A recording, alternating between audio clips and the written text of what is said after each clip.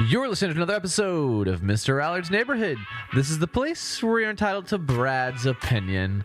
And now for your host, Brad Allard.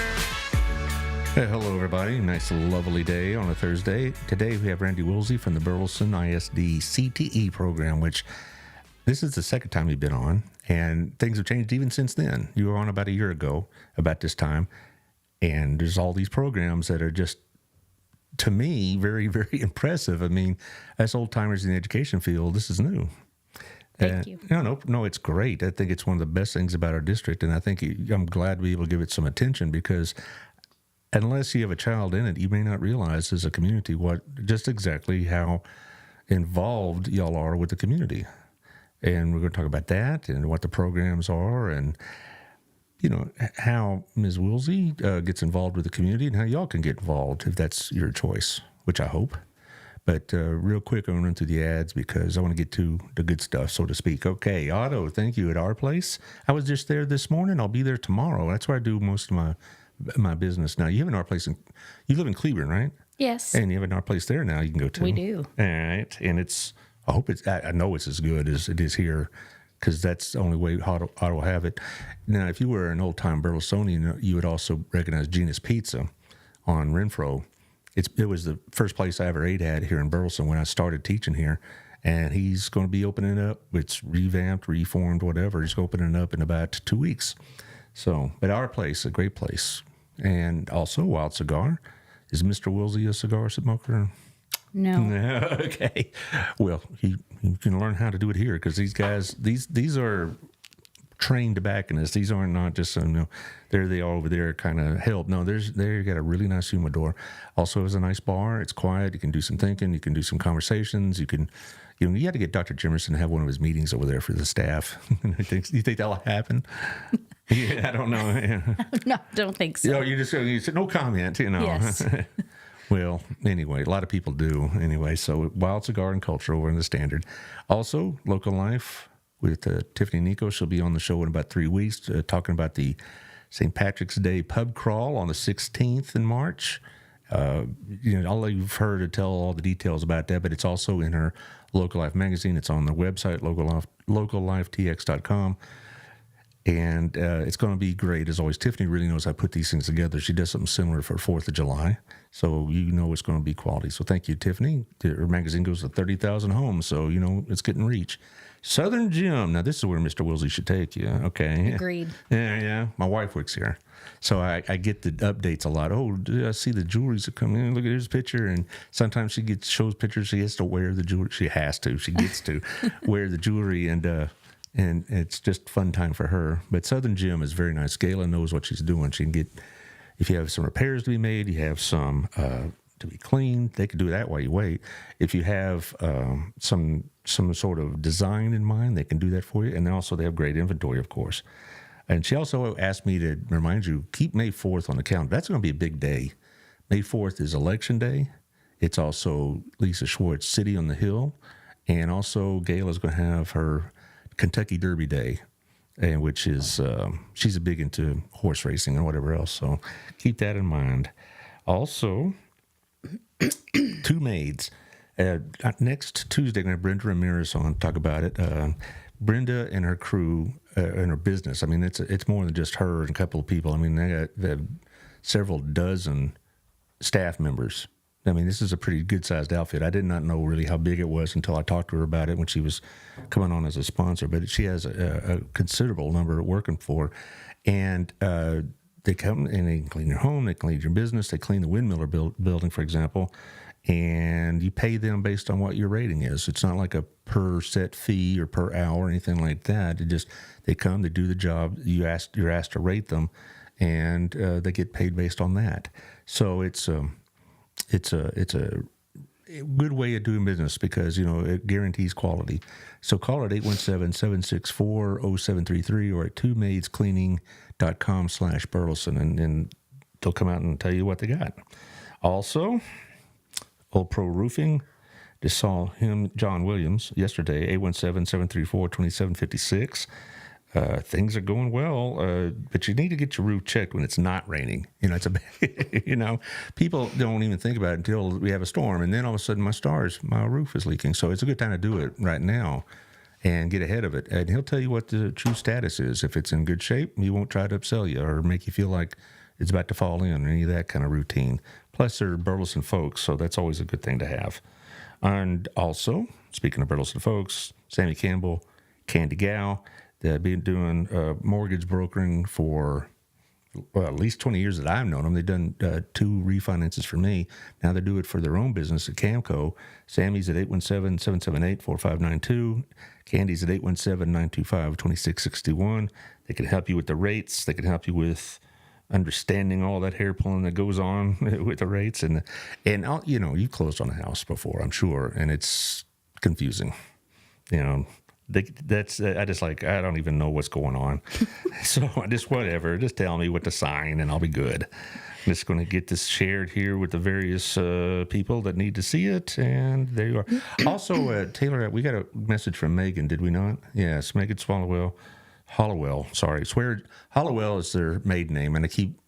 Get it right. I'll get it right. Megan Hollowell Swearigan. There you go, because I always call her Megan Hollowell. Basically, from now to the end of the month, if you give up to $15,000, which I wish I could, they have a matching challenge. They have somebody who's going to match that, an anonymous donor. So whatever you give based under this program will be matched by Next Step. And we all know what they do for this community.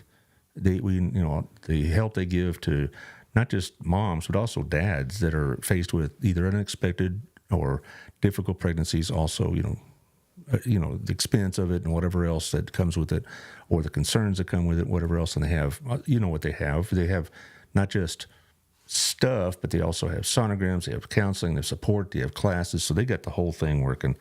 So thank you, Megan, for what y'all do. You and Summer do great work in this community. Alrighty, let's talk. Okay. How you been? I mean, it's been a year since I've seen you. You keeping busy? I'm keeping very busy, but been really well. Like I told you, it's nice to be back here a year later. I've had more time to be involved with CTE and community. So it's been great. Well, that's the thing is when people think of CTE, they may just think about what their child is involved in. They don't realize just how widespread it is. The various programs. You said we have 12 of the 14 that the TEA allows, and the other 2 really aren't pertinent for Burleson. Old timers like me, when we remember CTE, it was auto shop, woodworking. I know they had a construction class. Do we still have construction skills? Good. Yeah, we have a construction program. This is our second year to have seniors in that program. So that program started a few years ago, and we now have students working in the community in that program as well. On the construction one, they're learning also besides just framing, because that's what I remember they did a lot of is framework and drywall and things like that. Did they do plumbing and electrician work? So our program, what we chose was carpentry, but actually the reason we went with that is it does dabble in, yes, framing, woodwork, like you're talking about, masonry, but also electrical, HVAC. The students really get an experience in a lot of different things, plumbing. And so they do different units kind of in each of those areas. And so we're able to expose them to different things. One of our practicum students right now is actually with an electrical company. He's very interested in electrical. Another student's very interested in plumbing. So we wanted to give them that option to see multiple areas of construction. Where is this located at? It's at BHS. Okay, see, I remember it from when it was at Kerr in one of the outline buildings. Oh, okay. Yeah, that's how old I am. But it's at BHS. Okay. Yes, sir. Do we have ag at both campuses now? We do. We actually we have ag at BHS, CHS, but we also have ag at Kerr and Hughes Middle School. And you were telling me that the teacher, the 8th grade, is a former student of mine, Anthony Trujillo. Yes. And I remember very fondly, a very, very nice young lady. You picked the right person. Thank you. Yeah. The kids call her Miss T, so that's what I call her, and we love Miss T. She's done a great job at that 8th grade level at really getting 8th graders involved, recruiting them and their interest in ag. So we're very proud to call her one of ours now. Well, it's good. In 8th grade ag, I mean, that is new, because I remember ag. Yeah, we had ag in high school when I was back in the 70s even, and I lived in Plano, which was rapidly growing, but it still had a lot of farmland around it. And so a lot of these guys actually were going into farming or something like that. And here we got a lot of dairy farming and whatever else, but I was always partial to ag. Even, of course, the kids would hear me say that now would remember how I'd get all worked up because they would always go into every cotton picking tournament or stock show or two rabbits get together. The whole crew had to go see it, and Well, what's great about one of the, you said something about, what's new in the last year. One of the new things is that we do now offer about 6 different CTE courses at the 8th grade level at both middle schools. That being said, ag, like I said, is one of them. That Miss T is our 8th grade teacher. But something about ag that this may be one thing that the community is not always aware of. There's 3 different areas that you can actually study within our ag program. So you can choose to do animal science, which is maybe more your typical what you think ag. Right. You can do plant science, which is our floral design program. Teachers do a monthly subscription for BISD employees that you can have a flower subscription and students study plant science, or you can go the ag mechanics route, which is welding. Right. I remember them building trailers a lot. Yeah. And they were quality trailers. A lot of people would hire on the school and these guys to build them a horse trailer or a flatbed trailer or something like that. And, and these welders, they could go on to Hill. I also teach at Hill. And when I'm in the Cleveland campus, they have all those over there. And it's nice to know that our kids go right into these programs and they're not having to be taught from ground zero. Right. They know some stuff. Absolutely. As far as other programs, the ones I remember the most, I remember we had, print shop, which I don't know, do we still have something like that? We don't have print shop, Yeah, but because technology is so much different now. technology is very different. Yeah. What we do have is ag, like you've already touched on, automotive. We have an AV program. And so earlier, you had kind of asked about, do they do a podcast or things like that? AV program, if you go to any of those Friday night football games, you'll see those kids working the cameras and the scoreboard. They work that every Friday night. And then also they've been doing commercials for places like City Market. So we're pretty proud of that. We have a business program, which like we kind of discussed earlier, they focus more on like the Microsoft suites and teaching students what it's like to own a business. I would like to have taken something like that, even as an adult, because I hardly able to function on Excel and spreadsheets. I mean, things like that. I mean, I could handle opening up a document and putting words on it and printing it, and that's about it. But as far as all the stuff that goes with it, and I'm telling you, this is really a lifelong learning. I picked up a contract working with curriculum with a curriculum design company, and we're doing it for a particular client. And I've done this before, like 12 years ago. Now I'm still struggling with the technology. Yeah. This is something that I don't think a lot of people understand, that what you're teaching these kids now, 5 years from now, you'll be teaching them something totally different because it's just changing so rapidly. Absolutely. Yeah, you're right. Technology changes so quickly. And in that business program, they do have the opportunity to be certified in Microsoft Word and Excel. And so you're right. They're learning the intense stuff and the intense functions of what those programs do, which they can carry with them really to any business, any industry, college. So we have business, we have construction, like we talked about. We have a cosmetology program. We have culinary arts. We have education and training, where we want to grow our own teachers, essentially. We have Really, I was always wondering. That was started. I don't know. I was at the campus when that started, but I think it's much more involved now than it used to be. So we offer. They kind of start at the first level, principles of education and learning kind of what that means. And then by their junior year, they take what's called instructional practices. And their senior year, they take a practicum in education, where we actually have them placed throughout Burleson ISD at the elementary campuses. And these students get to go to the elementary campuses and work with students. I had a couple of students that did that, 3 or 4. One of them was a young man, the other were ladies. Do you have that program for like secondary education? Because I remember a couple of times, a couple of my former students that were in this program, like at Hill, would come. They needed practical experience and said, "Okay, on this date, you can come and talk about this subject." And I know a couple of them took me up on that offer, and they got jobs through it. I mean, they could, not because of what they did that one day, but that kind of experience was noteworthy to the employer. Sure. So Burleson ISD does still have student teachers, students that are, going through college. But as for the purposes of our program, our students are typically placed on elementary campuses to work with those students. Well, that only makes sense. I mean, if you got a peer teaching, a senior young lady trying to teach juniors or something like that, they won't take it seriously. I mean, that's just the nature of it. Right. Because they'll think, well, what's this girl telling me to do? I know her from lunchroom or whatever, or my third period class. Sure. And now she's telling me to do this. So that I can understand that, but I'm sure at the elementary level, they probably really dote on those people quite a bit, having a big kid in the room. I think they enjoy having them read to them and work tutor them and work with them on different aspects. But it also helps the high school students that are going into these other grade levels to expose them to different needs, a different age group that maybe they haven't worked with before. So that's kind of another piece of why we have them at the elementary levels. Well, the exposure you mentioned is absolutely correct, because I got thrown in the deep end of the pool in 1988. I was an emergency hire in October of that school year. I was replacing somebody whose husband had been transferred out of state, and so she had to resign. And after some shuffling, I took her spot, and I had no idea of the variations of students I had to deal with and all the stuff they brought with them, good, bad, and indifferent.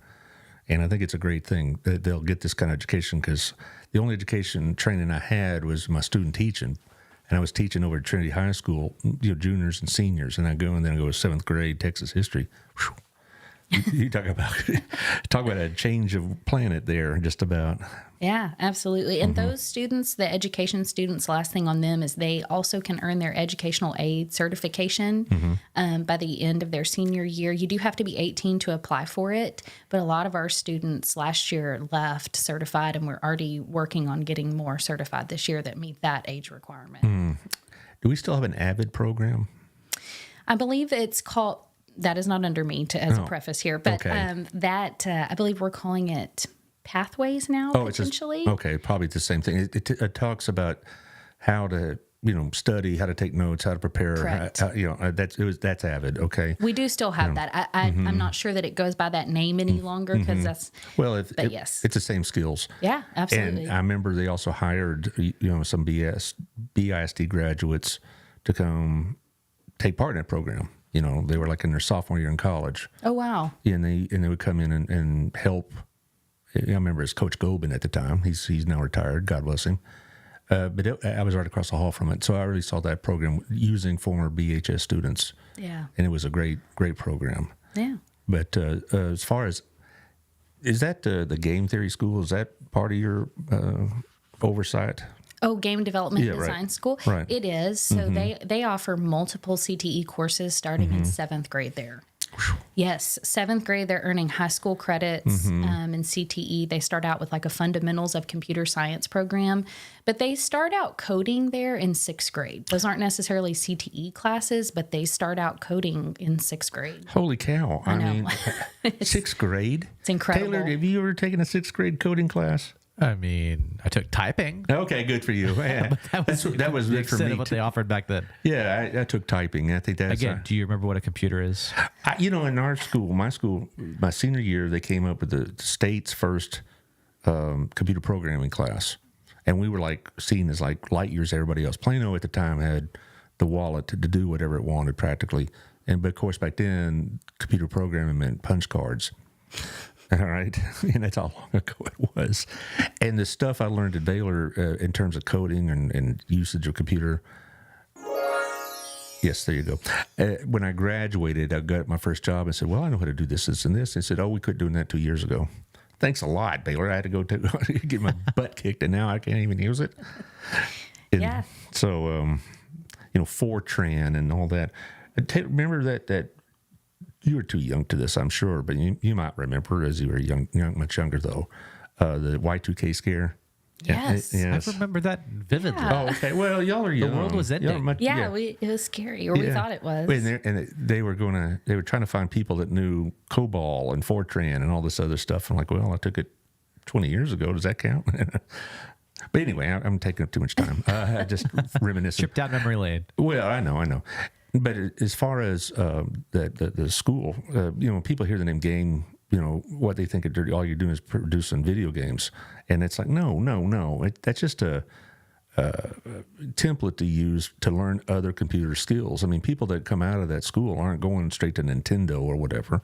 They're going everywhere. No, you're exactly right. So truly in the name, game development and design. And so a lot of what they also do is graphic design, animation, 3D modeling. And so that school is very vast in the skills that they learn. It is not just developing. Yes, they do develop video games, which is great. In fact, awesome news. They compete in what's called TSA. That school does, Technology Student Association. They have 29 students from this last weekend that made it to the state level of competition. Good heavens. 29 students. I mean, it's incredible. So we're really, really proud of that accomplishment. They'll be going to state in April, but in categories like video game design, photography. I mean, it's vast. And so we're very proud of that.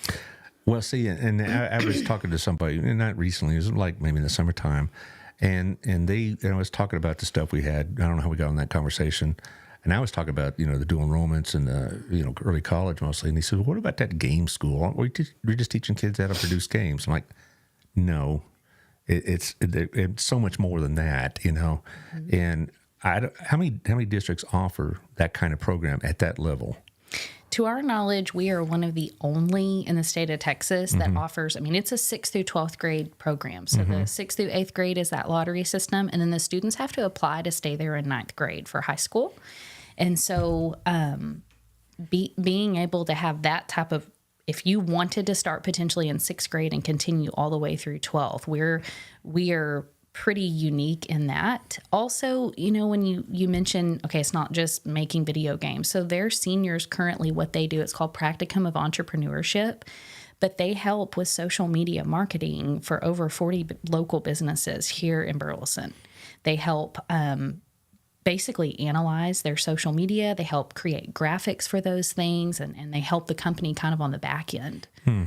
Well, before we get too far away, I do want to ask about y'all's relationship with the community, because I think it's another area in which maybe the overall community may not be aware just how entrenched y'all are involved in our economy here in Burleson, not just as students, but the services you provide to a lot of our businesses. But, you're talking about they go to this campus from 6 to 12 if they're fortunate enough.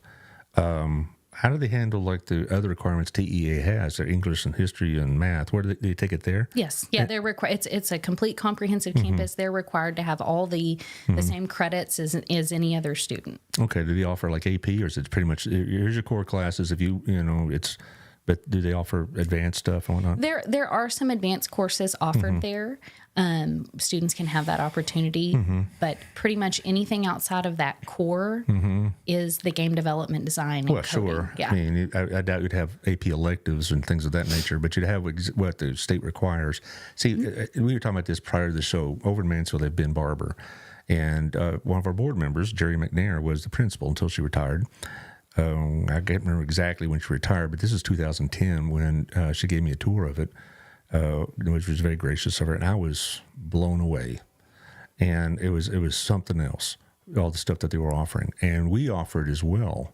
We don't have a separate facility, but we do offer it on our campuses. That's correct. The only thing that they had they had a television and radio network. You can get those short-term little frequencies from the FCC, and it's really, it only goes like 5 miles. I remember Fraser used to have one, way back in the day, and you only could go around like the neighborhood, 5 miles radius. But that would be something I'd like to see. But you have something similar to that already. You mentioned. Well, that they do Elk TV and Spartan Spotlight. Right. So both AV programs, they do have like a sort of like a news channel that they broadcast to the students and staff there that talks about, what's going on the campus. And AV students are really able to use their skills in a news type setting. Well, and I was kind of familiar with it because my son was, kind of somewhat involved with that. But I also mentioned something else my son was involved in, and it led directly to his career now. He always had a pretty decent head for math and mechanics and whatever else, and he took engineering courses at BHS. Now he's a third-level engineer at Boeing. And so this, I think, are the kind of stories hope that y'all promote, because you know, people think, wow, we offer all this stuff. Do we really need to be this diverse? So shouldn't we just concentrate on a few things? But you know, we don't have students that are narrowly focused or channeled. They're at 16, 15 or younger now. The world's still a possibility. A lot of these different things, and they may have not realized they wanted to do when they were 13, they find out when they're 15, and we make that possible. Absolutely. Yeah, I completely agree with you. And it's great to hear like a success story like that. We do offer engineering under CTE as well. But one, I think, great example for anyone that saw our social media or knew, Monday night we actually recognized 4 former BISD graduates that went through. We have a fire academy in partnership with Burleson Fire Department, and we had 4 recent graduates that are now full-time firefighters with Burleson Fire Department right out of high school. That's impressive.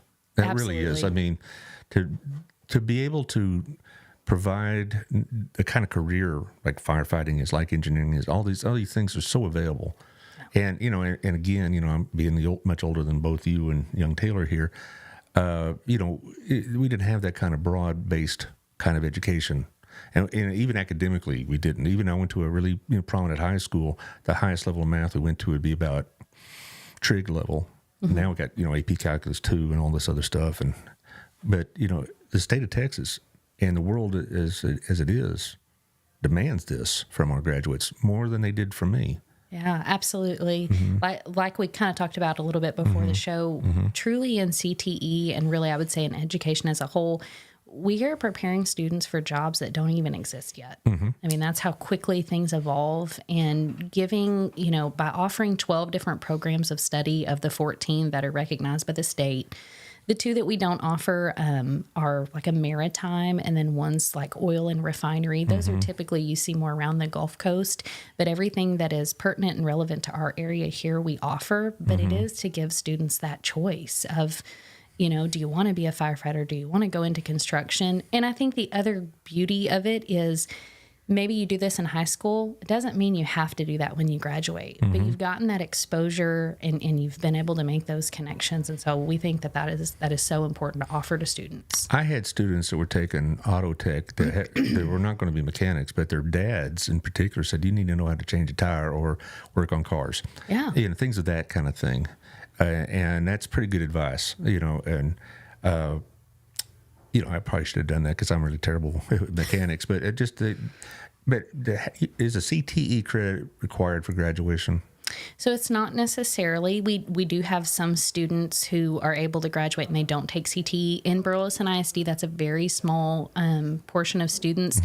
We have typically anywhere from 85 to 90% CTE participation in our district. Right. So I know. I didn't know anybody that did not have either something with Susie Friels or Scott Stevenson with the computer. I mean, I'm naming names that have retired. I don't know if you're familiar with them or not, but they're my generation of teachers, or they had the culinary arts. They had or cosmetology or whatever. I'd probably say it was rare that even in the AP section, which I think are all collegiate bound, almost all of them had something that would fall under CTE in their schedule. Yeah, absolutely. And so we see the vast majority of students participating in CTE, which we're very proud of, which is another reason we offer so many options as well for students. Well, you have a lot of notes there. I want you to make sure you get to them, because the people need to hear what's going on. Because people outside the system, they don't have any kids in the system, whatever else, they may not be aware just how involved this is with the community and what they're offering to young people in our community. Yeah, absolutely. I think if one of the main things, for anybody who's not familiar with what we do, you're right. We are very, very close to the community, and I can't even say this enough. I really don't even have enough words for honestly how fortunate we are to have a community like Burleson that steps up for our CTE students. I mean, this is it is beyond what I see. I go to a lot of leader meetings where I'm around a lot of people from different regions, and the support that we receive in Burleson, not everybody receives that. We have a very, very close relationship. One of the things that I'm really proud of since the last time I saw you is a partnership with the Burleson Chamber of Commerce and the city of Burleson. They do the business over breakfast once a month. Right. Centennial Culinary Arts students cater that every month, and then they bring up and spotlight a different CTE program every month. Well, when I have Melissa Miller and her predecessor, Karina Daniels, they just raved about it. They said the food was great, and they really were excited when the culinary arts program was coming to cater. Yeah, thank you. Yeah, and that has been so wonderful for us to educate the community. It gives our students an opportunity to network with actual business owners, because once the students get up and speak and they kind of tell, the chamber members about their program, they can stay and network. And there's been internships come from that. Some of the AV commercials that have been produced came from that. So that's a partnership that we're really proud of. Of course, our partnership with Hughley. I mean, it's... The nursing program was also, I remember with Lisa Sterrett, who's also now retired as well. That was a top flight program. And our health science program continues to be that, and much to the, again, us being fortunate to have Hughley as such a great partner. We're in their hospital, but then also our students rotate through multiple clinics throughout the city. And so without them and that partnership, that would not be those experiences for kids would not be possible. I remember those partnerships, a lot of them. One of the things that Susie Friels had was like hotel and restaurant. That's still a program, is it not? So it's called hospitality and tourism. That's what I meant, but that's what we were working with various areas, but a lot of them were working with either restaurants or local hotels. So our culinary arts program falls under that. And so typically, so the way it works at Centennial is it's like the kids we talked about that cater, but the way it works at BHS is those students are actually placed in the community and work at different restaurants and different avenues of hospitality. Yeah, that's a hard job though, working in a restaurant, but it tells them if they want to do it or not. Absolutely. Because it's. I had a couple of, over the years, I've had friends that were chefs, not just, fry cooks or whatever. And it's a hard living, but now they'll know, these kids will know if this is what I really want to do. And they won't spend a few years trying to figure things out. It would kind of help them figure things out. A lot of students, when they're 17, they don't really know what they want to do, and that's fine. Okay. Sure. That's for us to expect them to be dialed in on a future program or a future career isn't really realistic. But I'm glad we're giving them these opportunities to sample it and they say, yes, this is something like I talked about with my son. He loved the robotics class he was in. He would do robotics now. He doesn't do that for Boeing. He works in another area, but he it sounds interesting, and he came away really, really loving that program. And so we give them these avenues to choose, and sometimes they'll say, no, that's not really for me. And that's good. That's fine. Yeah, I agree with you completely. I think that's another big message, if we could get that out, is that, maybe your student chooses the program and they decide at the end, you know what, I liked it, but maybe that isn't my future, or the opposite. I loved this and this is my future. Well, I'm particularly glad about the education one, because I think if people get an education now, it's harder in some ways than when I started. I mean, we had, big classes and discipline and all this other stuff to deal with and grading, blah, blah, blah. But I'm just saying it's even tougher. And I'm glad that you're exposing these young people to really help them make a choice about getting into education, because the turnover rate is really, really high. And, like they say, most teachers, about 60% retire or resign, really, is the word. They'll quit after 3 years. And hopefully we're preparing students for the long run. Yeah, absolutely. That's our goal, is to truly grow our own teachers. And we actually have a lot of students that want to go into coaching as well, that'll choose that program of study. And it's great to be able to expose them and show them all the different opportunities that come in education. What else you got there in all your stuff? Because you got a bunch. You had things to brag about. Well, I do actually. I'm so beyond proud. So last year we did have 900, just over 930 industry-based certifications earned by our students. I know, it's incredible. That's a bunch. It is. I mean, it just makes me so proud of our... Right. And they should understand, I'm going to go back to the Microsoft certifications. When I retired from BHS, I went to a private school for a little while, and the principal at that time wanted us all to be certified in Microsoft. And about halfway through it, most of us were like, forget it. This is too much, It's difficult. That is not an easy the Microsoft tests are not easy tests, and our students are actually taking the expert level. It's Microsoft Expert. He was trying to get it done in like 72 hours. So oh, wow. Yeah, it was like a summer thing, and try to get it done in like 2.5 days. And after about the second day, we said, this ain't going to work, because you need you need a lot more time and preparation for it. And these kids are so much more better on computers than I ever even thought about being. Well, and the great thing about, yes, they learn the Microsoft, suites and that business program, but also at Centennial specifically, they run a store, a campus store.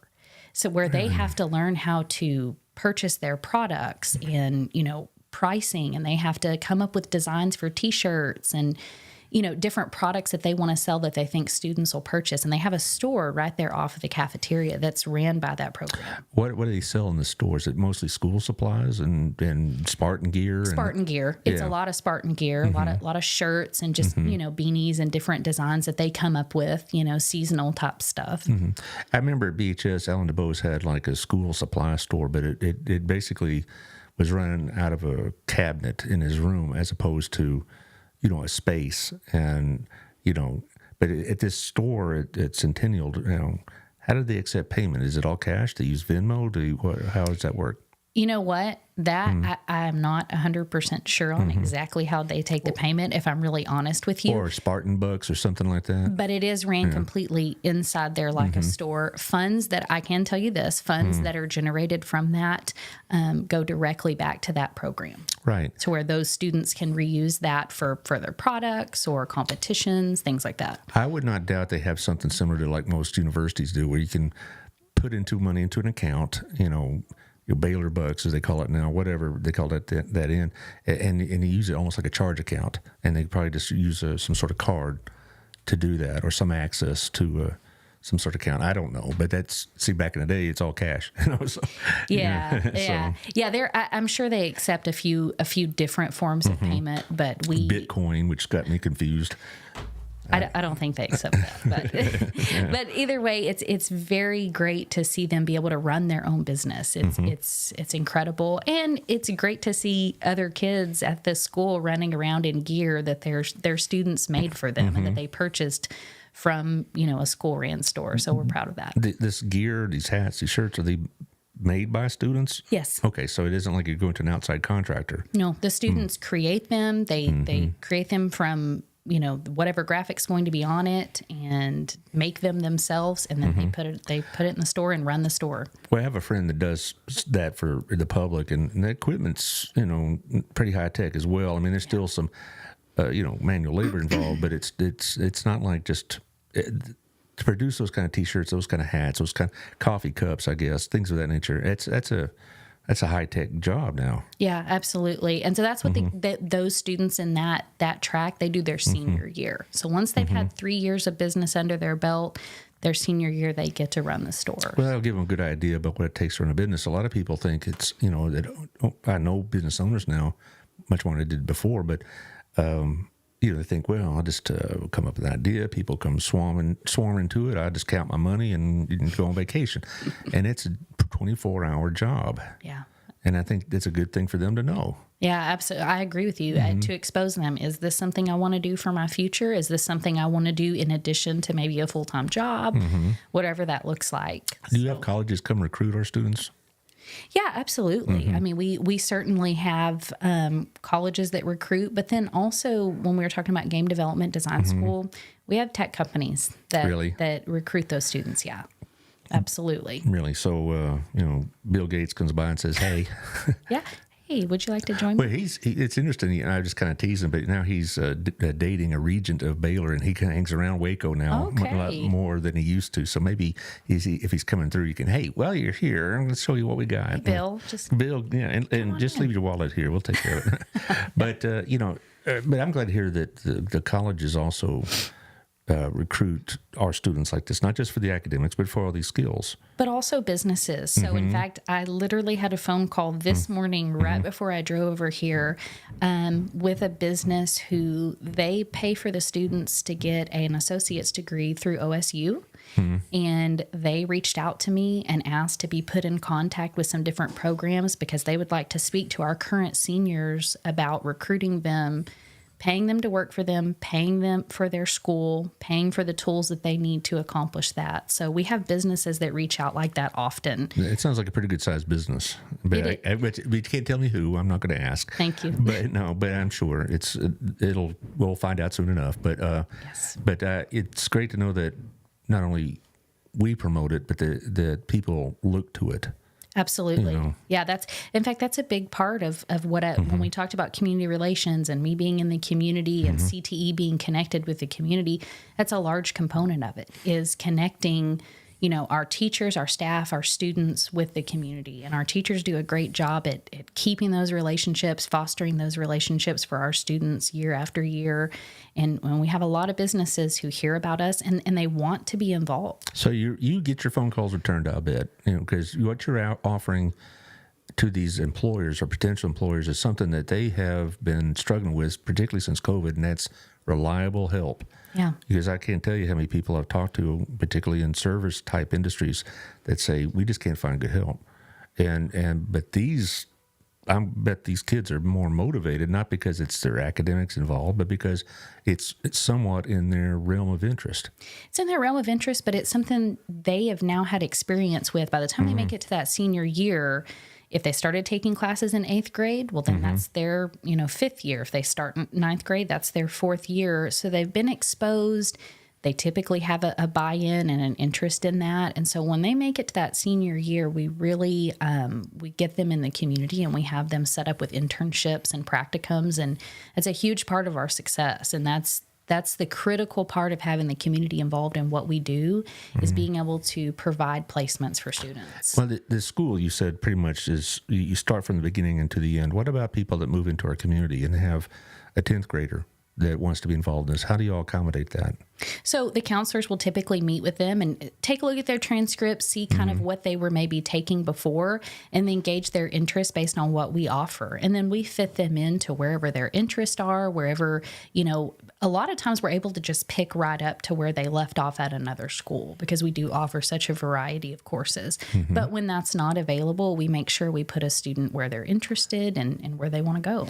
Well, I was talking to your colleague, Seth Hickman, back in October. Yeah.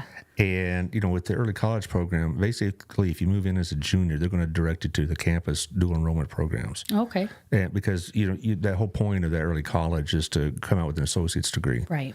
But somebody wants to get involved in CTE, if they're not eligible, I guess, to get into the game school, they're still going to get plenty of CTE programming, because the majority of it sounds like it's on the campus level, not just at that one location on Wilshire. I mean, it's on all the campuses now, secondary campuses, what you're telling me. They're doing CTE in the 7th and 8th grade, which is... Yes. I don't even remember when I taught my 2 years of purgatory over in 7th and 9th grade over at Hughes. I don't remember CTE other than ag. Yes. Yes. Here's Alex Phillips. Randi is one of our best and great community partners. All right. Agreed, Alex, 100%. Alex does a great luncheon once a quarter that he invites CTE leaders and business partners to. And it's been so helpful because I don't always have a chance to meet every single one of our partners, right? We have so many, which is wonderful.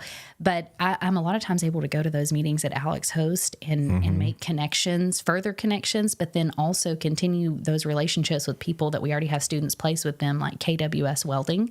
I was able to meet them face to face there. And so I always love that Alex hosts that for us, and Alex is a great partner. Yeah, he is. And I like to have him on the show and try to squeeze some secrets out of him, which never happens. But anyway, because he's nope, not going to talk about it until everybody else knows. But do you have to make the phone calls, or are they calling you for these programs? It's both. So I will say, shout out to my teachers who will hopefully listen to this. Sooner or later. I'm going to send it to them. Well, now we're talking. I'm going to send it to them. Okay. But they... because really, they're the boots on the ground. And any community partner I talk to, that's truly what I say, is that teachers are boots on the ground. A lot of times I'll help make the connections, But teachers are fostering these relationships. They're required actually to go check on any student that's placed in the community at least once a 6 weeks at the job site. So the teacher is regularly working with that community partner to make sure the student is doing what they need to do, and then also helping the student with the skills that maybe they don't have yet while they're working with the business. So when I say it's a partnership, it takes all of us. So really it's both ways. I go out and I'm at a lot of community events, but a lot of times folks are contacting us because they've heard about our great programs. Yes, that's probably among many reasons why people move into this community, not just as residents, but as businesses. I have people, friends in the real estate business, and they'll tell you first thing, particularly families will ask, is school. Second thing is police. And then quite often after the third is like amenities and restaurants and stuff like that. But without a good school, it doesn't matter how good our restaurants are. If they'll go somewhere else. And I think that's one reason why we're blowing up population-wise, because even back in 1990, when I moved to the high school, people are still coming to our state, to our school from all over the state, put it right, to see our talented and gifted program and our special ed program. And I thought, this is just a little bitty Burleson, I didn't know if I was going to make this my home or not. Just a little bitty, but they already, and that even 40 years ago had, or 30 years, when was it, 1988, 90, whatever, they had people in places that were pretty far thinking about at least what, at that time, the programs of that time. And we had dual enrollment for a couple of classes, and a lot of high schools did not. And I'm glad to see that we're taking such a proactive, forward-thinking approach. And it sounds like it's a lot more forward than most people know.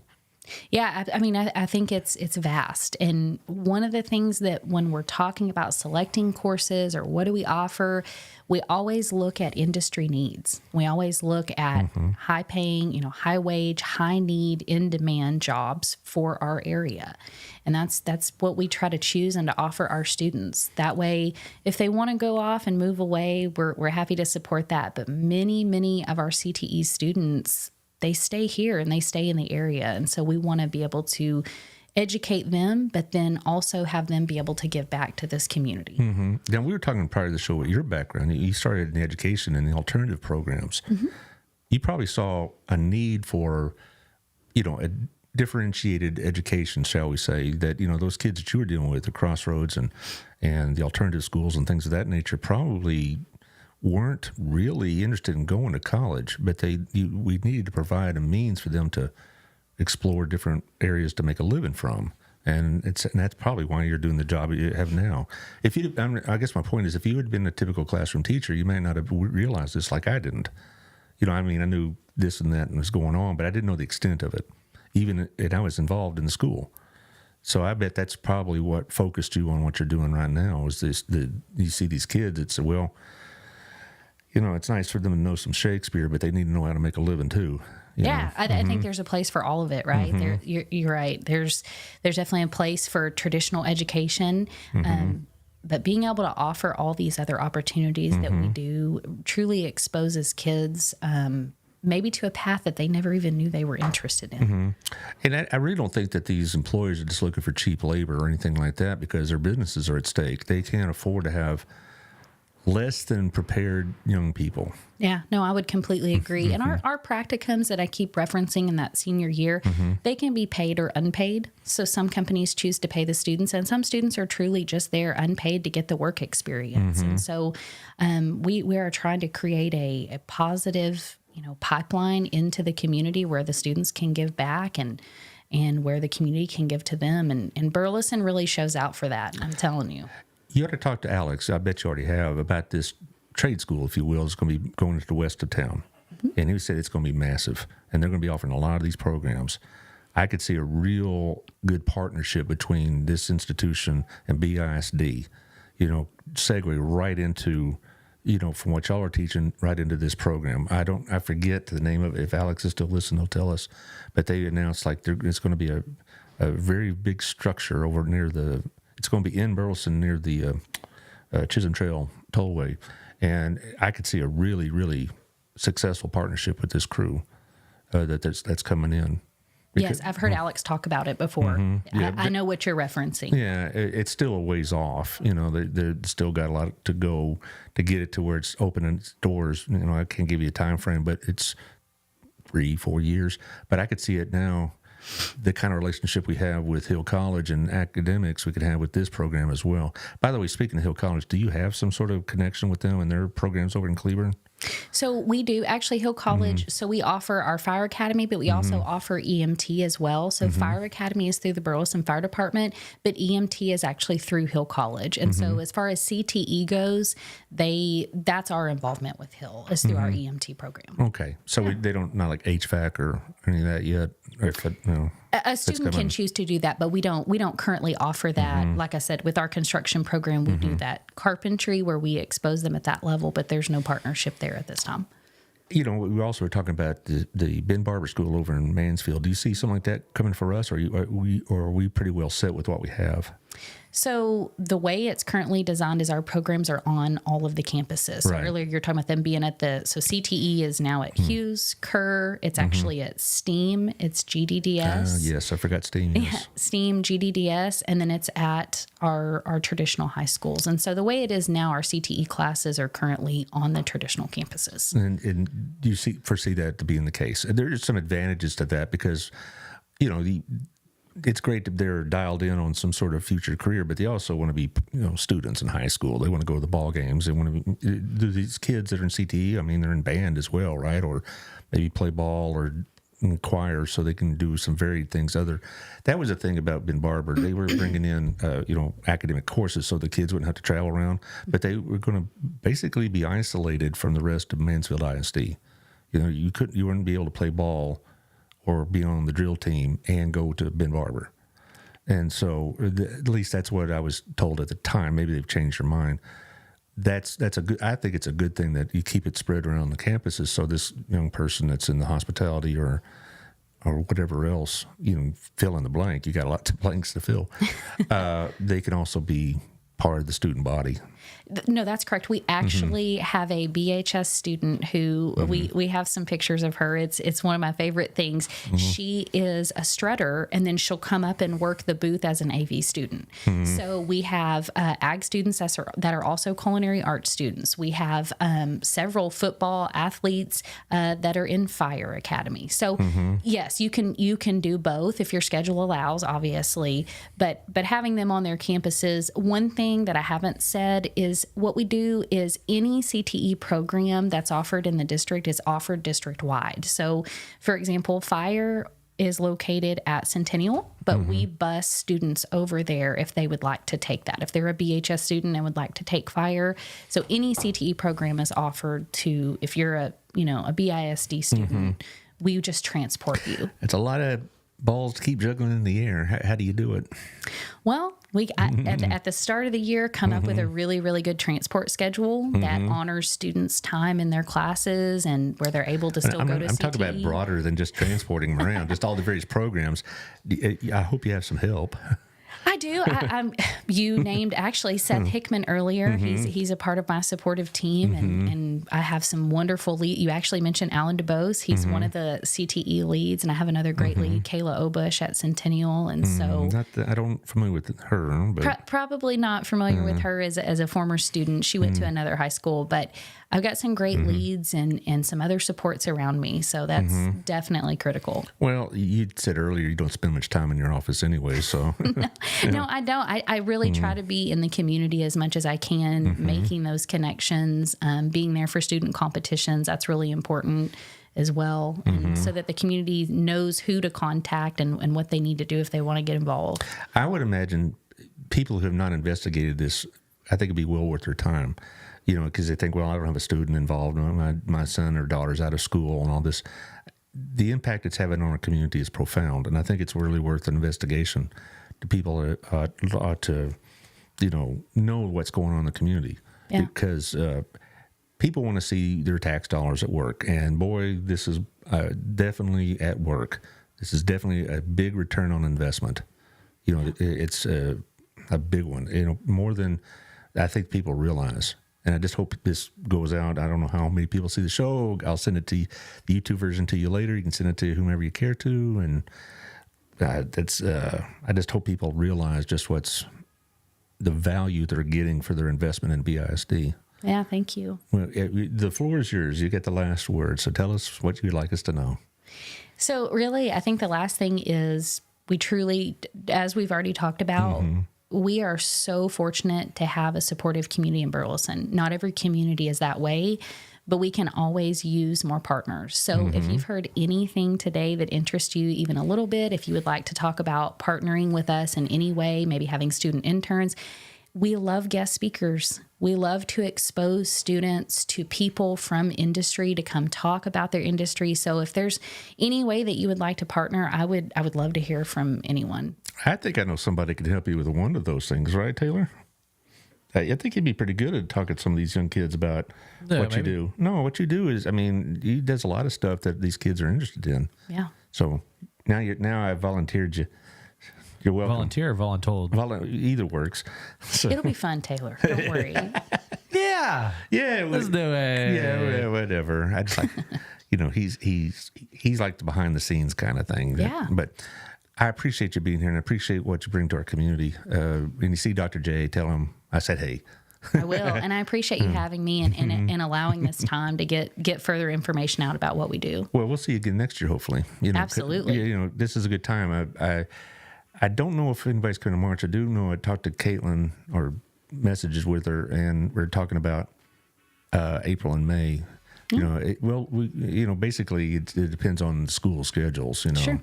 If they're having STAR testing going on or something like that, you're all hands on deck on that one. Very true. Well, February is CTE month, so this is the perfect time. That's why you're here. Yeah. Well, thank you. Thank you. I appreciate what you do for us, and I hope this helps get the word out. Thank you, Taylor, for all your magic behind the scenes. Always. Next week, I'll just look what I got next week. You don't mind if I promote, do you? That's part of it, isn't it? Part of it. Well, I do know on Monday I have Dan McClendon from the City Council, and I'm trying to remember which day I have Victoria. I know it's next week. Wrong button. I was looking at the ESPN app. That's not what I need. I need the calendar one. Breaking sports. Yeah. Okay. Now I got 19th. I have Dan McClendon. No, 20th. I have Brenda Ramirez from Two Maids. She's one of my BNI friends. She's new to the area and they're already doing really well. And then I have Victoria on Thursday. And we got city council races coming up and all that. So it's always fun.